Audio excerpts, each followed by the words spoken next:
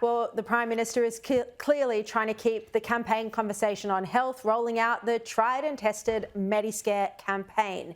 Now, his other pointed whack at Peter Dutton has been rebuking Dutton's claim that he'd live in Kirribilli in Sydney, not in the Canberra bubble if he wins. Here was Albanese on about this again today. They're now going to have a Queenslander who sees himself as being the Prime Minister for Sydney as well if Peter Dutton is elected. I see myself, I'm a proud Sydney-sider, as the Prime Minister for Australia. And joining us now is radio legend Ray Hadley. Ray, great to see you again. I missed you last week. I missed you last week. With all the budget coverage, but we're back this week.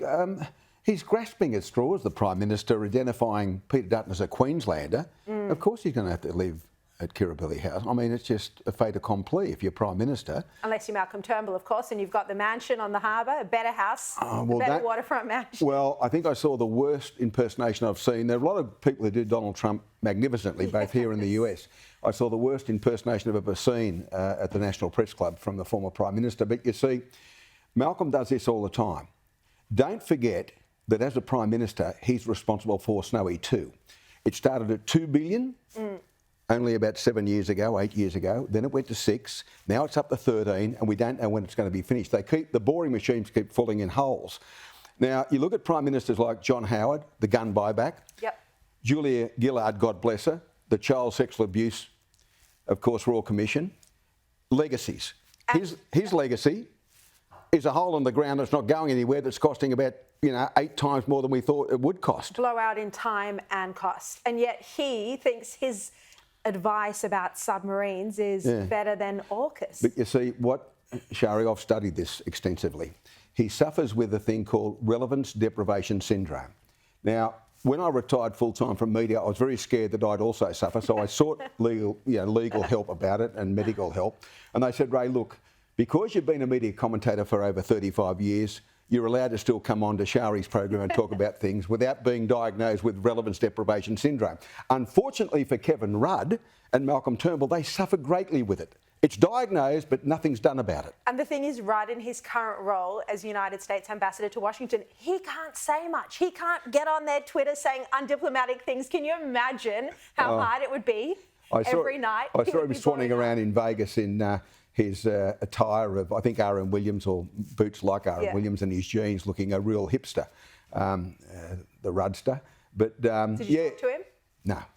No. I had a conversation with him a long time ago about pink bats, and that's the last time I spoke to him. About 4 young men lost their lives by Peter Garrett's insanity. And then, to his credit, Rudd stopped it. But Rudd must be really wanting to tweet or X or whatever you do these days about, how funny is Turnbull's impersonation. But it's a bit delicate given he's the ambassador that's got to deal with Trump. And look, whether you love Donald Trump or you don't like Donald Trump or you think he's crazy, he is the president of the free nation, the largest nation in the world, the free nation. He's been elected. And we've got to deal with him. We've got to try and argue about tariffs. We've got to try and argue about getting more support for defence, submarines, as you've mentioned. And so you can't just put a red rag in front of him, and say, here, get this up here for the rent. Call him a village idiot, or say he's a traitor to the West, those sort of insults that we've seen. Now, I want to ask you about coming back to the local election campaign. This story that your colleague Ben Fordham broke this morning about the Teal candidate Nicole Buell. Yeah, well, he gets some good emails, Ben, and having worked with him for more than a decade, he's ferocious on these. But look, this is the Teal candidate for Bradfield, and that's a second crack at it now. But so this is a Liberal seat. Paul Fletcher's retiring. And he lost a lot of ground in 2022, but retained it at her expense. But she's a Teal. Now, the Teals are captain, coach and sole selectors of political correctness and wokeness. So by any standard, in case people in other parts of Australia haven't caught up with it, she got a haircut by a 19-year-old teenager at a salon on the northern side of Sydney. Apparently it was a very good haircut, but you'd be able to explain to me, Sharri, I think ladies normally have a wash then a cut. Is that how it works normally? Yes, right. Yeah, but blokes don't do that. You just go and get your hair cut. You don't have a hair wash. No, you wash it when you get home to get all the loose. Seriously? Yeah. I have never heard this before. Men don't get a shampoo at the hairdresser. You've led a very sheltered life. Maybe where I go, where it's only $15 or $20 for seniors, maybe that's why it is. But anyway, So you get your hair washed and cut. So she then looks at the 19-year-old hairdresser and says, "That haircut's amazing, and I didn't have to have sex with you." Now, that wasn't acceptable to a teenager. Of course not. In 1960, let alone in 2025. And here is a woman who's part of a team, hypocrisy be thy name, political correctness, wokeness, who thought it was a joke and funny. She's now apologised. She's been barred by the salon. They don't want that sort of person coming to the salon. But, I mean, you throw that in with the Teals.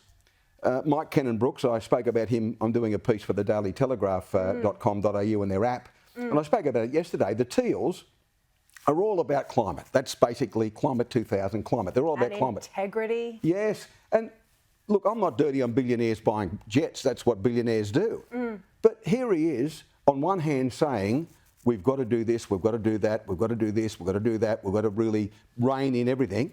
He buys a jet to take his kids to the Formula One, where he sponsors the Williams team, apparently, and thinks that's going to pass muster. I mean, and then tips, I think, in 2022, the second largest benefactor of the Teals.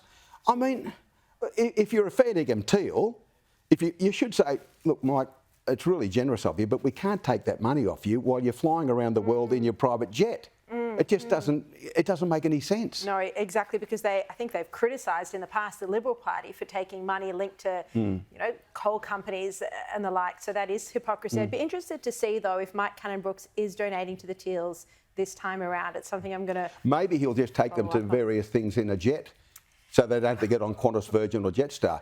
And just one final thing, I was waiting to come on and heard my former colleague and dear old mate Steve Price, who, unlike me, has got angrier as he's got older. However, that's a story for another day. Well, he's not retired like you, Ray. No. He'll do it eventually. But you see, Victoria will be crucial, I think, in this election. I was talking about it yesterday, 38 seats in Victoria, and Steve, confirmed what I thought, and he knows a lot more about Victoria than I ever would, that 16 could be up for grabs there. And that could swing it the way of Peter Dutton, which is almost beyond my comprehension, that Victoria could deliver a Liberal National Party government, given their record. Stunning. I mean, 16 has got to be...